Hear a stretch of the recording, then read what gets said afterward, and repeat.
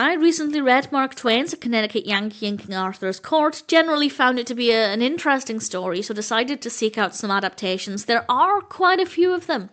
And this 1970 version is the first animated version of the story that I've seen as far as I can remember.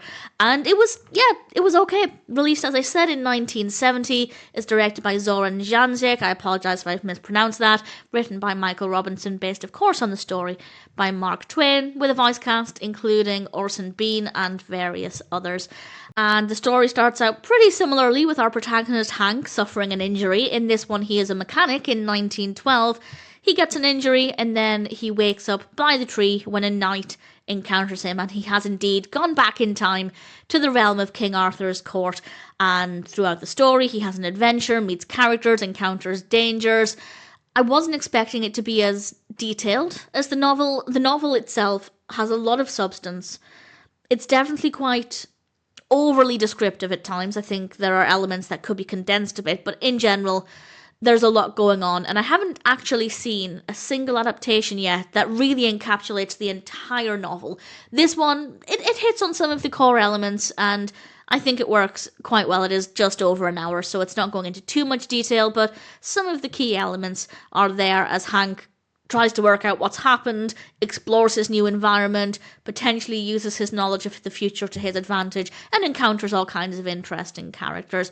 I would say it's a pretty engaging version of the story, maybe even slightly funny in places, not necessarily laugh out loud funny, but there are some fun, entertaining character interactions.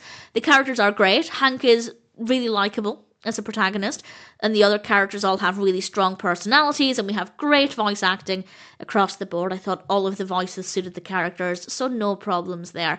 Fun character designs, we have some good facial movements. In general, the animation is quite nice. It does feel maybe dated in a charming way.